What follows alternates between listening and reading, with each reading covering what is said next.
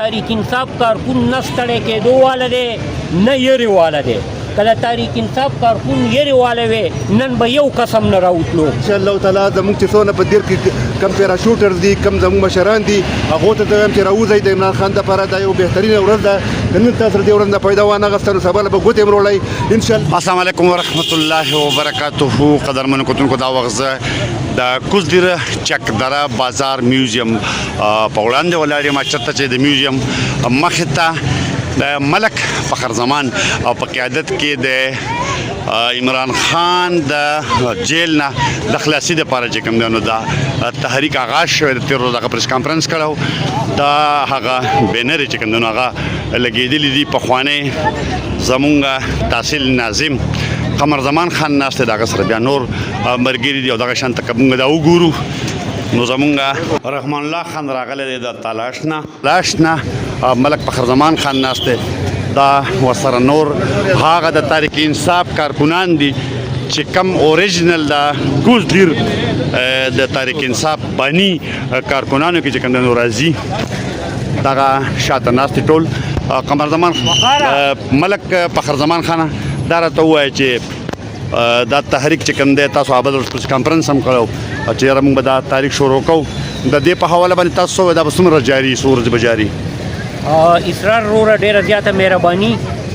مونږ چې بله ورځ کم پریس کانفرنس کړی هغه مونږ د خان صاحب د رهایۍ دپاره د خان د ریلیز دپاره 1 پوینټ ایجنډه کړې وه دا کیمپس مونږ هره ورځ به مونږ په یوه ورځ باندې کیمپ لګو او د دې ابتدا مونږ دا دینګونه وکړه او د دې نه دا آغاز دی د دې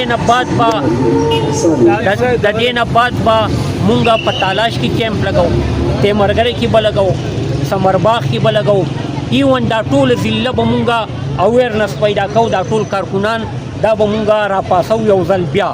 خلک وایي د تحریک انصاف کارکنان ستړي شوي دي زه وایم چې د تحریک انصاف کارکون نه ستړی کېدو واله دی نه یېرې واله دی که د تحریک انصاف کارکون یېرې واله وی نن به یو قسم نه راوتلو زه حکومت ته وایم چې ډېر بد حالات په دې ملک کې شروع دي او خاص کر زه دې حکومت ته دا کم د وخت حکومت چې دی دو ته زه دا وایم چې تاسو عمران خان له سلبه جوړوئ داسې نری غونته خبر شوی یم چې په اډیالې جیل باندې به تاسو ډرون او یا څه میزایل ورخوشی کوئ خو د دې وساست د دې میډیا په وساست سره دو ته دا پیغام ورکوم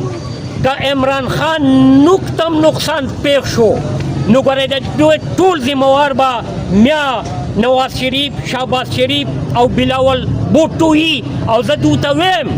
چې نه ستاسو بچي بیا محفوظه پاتې کېدی شي او نه تاسو په پاکستان کې پاتې کېدی شئ خو که د عمران خان اډیالې جیل باندې تاسو سخت قسمه د دهشتګردۍ نوم هم وله ورکو یا د انډیا نام ووایئ چې میزایل راغې دا لبه به تاسو کړي. بسم الله الرحمن الرحیم. یکا نعبد و یکا نستعین. د ټول نه اول خو زه د خیبر نیوز د نماینده د محمد اسرار بھائی ډېر شکریه ادا کوم چې هغه دومره په مینه سره راغی او د دې ملګرو انټرویو هغه کوي دیو ریویوز اوري د ستاسو یو پېره ډېره بیا مننه او څنګه چې ملک صاحب خبره وکړه دا کم کیمپ چې نن لګېدلی دی دا خبر ورځنۍ سلسلې کړې ده کوم پریس کانفرنس چې مونږ کړی وو چې انشاءالله تعالی چې مونږ به د عمران خان دپاره یو بھرپور کمپین شروع کوو د دې په دې ضلع باندې او هغه بیا ورو ورو ایکسټینډ کوو ټول ملک ته انشاءالله تعالی نن د هغې کړی لومړۍ سلسله ده 9 مۍ چې هغه ورځ ده چې په کومه ورځ باندې د عمران خان سره ظلم زیاتی شوی و په هغه باندې لاس ور شوی او دا همدغه د پاکستان د اسټیبلیشمنټ ګوته دغه پاکستان د ارمي ګوته ده الله تعالی چې مونږ به د قوم ته ښیو مونږ به د دنیا ته ښیو چې عمران خان دپاره دا ورکر څه کولی شي دغه پیراشوټرز دي چې دي که هغه ایم این ایز دي که هغه ایم پی ایز دي هغو ته زه ریکویسټ کوم د دې خلکو په وساطت سره د دې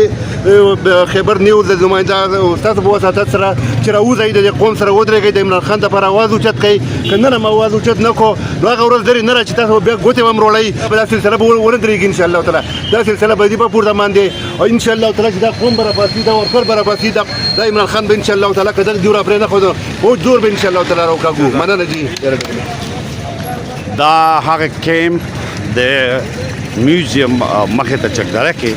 چې کم د عمران خان د ریلیز دپاره ملک فخر زمان او د هغه د مرګرو په قیادت کې چې کوم دی د سهار نه شروع شوی دی یو ورځنی دی لکه کنه یو ورځنی دی او دا یو ورځنی دی او دا سلسله به بیا په کوزدیر کې او دا به بیا ملکن ډیویژن او کې دي چې ټول صوبې ته دوام ومني دوام ولري مال اجازه راکړي د الله پامان